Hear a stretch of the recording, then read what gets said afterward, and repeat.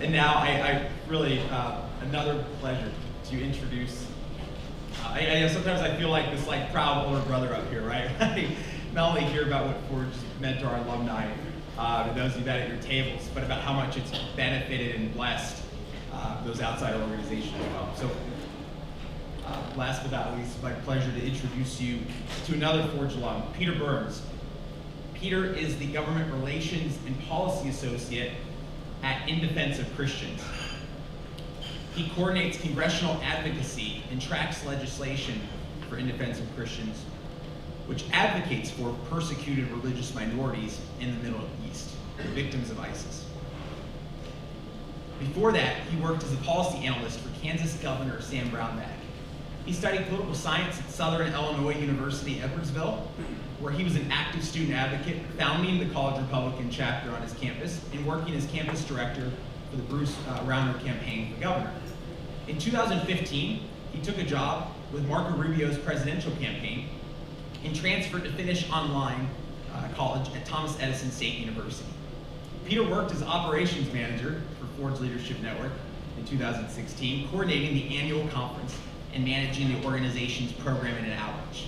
He's a Philos Leadership Institute Fellow and an opinion writer for the Washington Examiner and the region. Peter Burns, ladies and gentlemen.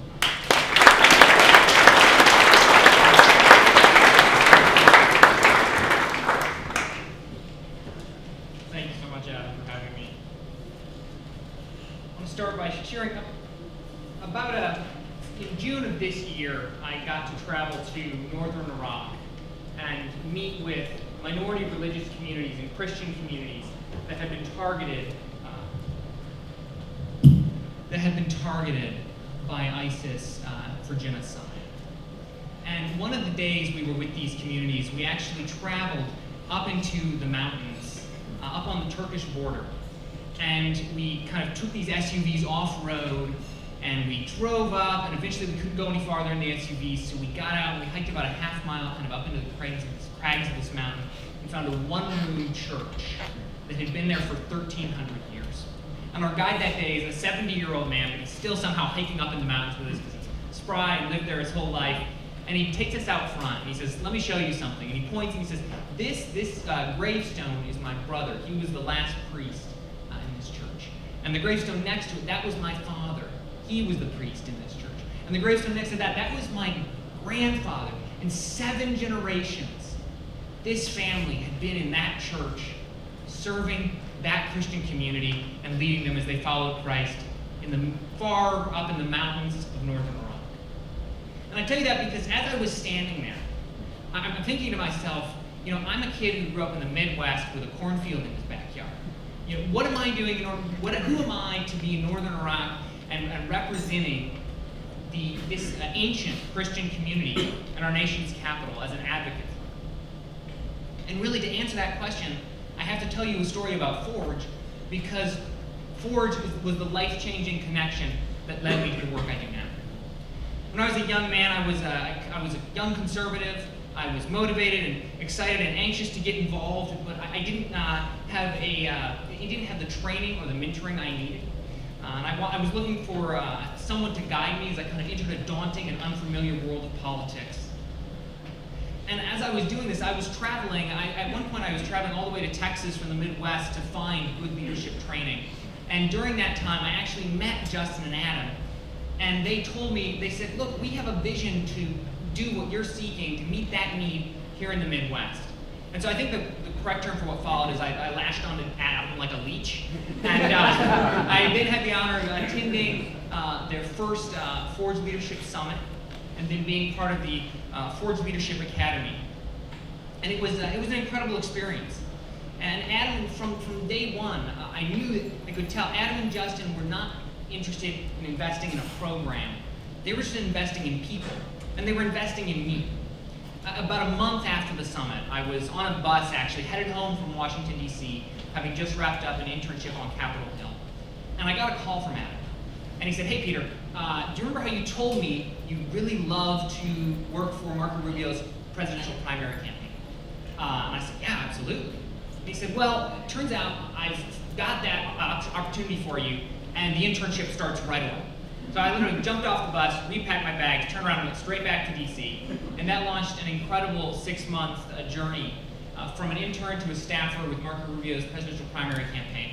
Now, spoiler, we didn't win. But it was a week before the senator was going to announce that he was withdrawing from his pursuit of the nomination. And Adam was already on the phone with me again.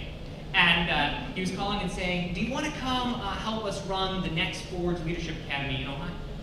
And our Leadership Summit in Ohio. And it was funny, at this point, when I would talk to my mom, she stopped asking me if I was looking for my next job and started asking, what does Adam have lined up for you? That's a true story. So,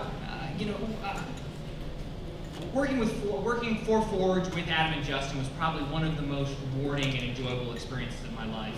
And a big part of that was helping to get to recreate the experience that I had had at Forge for another generation of students and share that life-changing experience with them. Another thing that was really fun is the hours we spent debating how the House Freedom Caucus should use its influence, but I'm not going to say anything about it because we have the expert right here with us tonight. And then another thing that was just incredible and that I learned so much from was just the time I got to spend working with Adam. And I came to know him as a kind and humble leader who has an unwavering commitment to truth and his principles. The summit was a success, and I had the itch to get back into political action. And so I immediately started calling all my friends out in DC looking for opportunities. And by this point, I should have realized that God and Adam just had a direct line planning my life, and I should have just waited on them. Because Adam called after they had talked and said, hey, I've got a great opportunity for you in Kansas working for Governor Sam Brownback. And I honestly kind of didn't take it too seriously. I wasn't interested in moving to Kansas.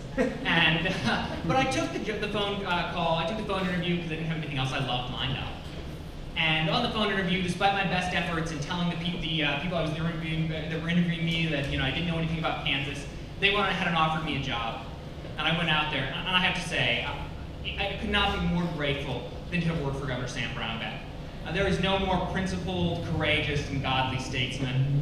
And it was really a privilege to get to work with his team, fighting to keep taxes low, fighting to improve a broken foster care system, working with them to make Kansas one of the most pro-life states in the nation, and also working to reduce the number of people living on government assistance through job training and opportunities in the state. And that was an incredible privilege. But there was, in this time, there was kind of this other aspect of Forge that I know Adam and others have mentioned, which was the opportunity to kind of do some international travel in the Middle East. And through this amazing opportunity to visit Israel, it really sparked my curiosity about the region. And so while I was working for the governor, I had the opportunity to go on a program called the Philos Leadership Institute, which took us for a month. We spent time in Jordan, the West Bank, and then in Israel. And during that time, I imagined that kind of all my questions would be answered and my curiosity would be satisfied. It wasn't that simple. It turns out I remember standing in a Syrian refugee camp in Jordan and looking out over a sea of container homes where 80,000 displaced people were living because of civil war and conflict. And it dawned on me that knowledge has a cost.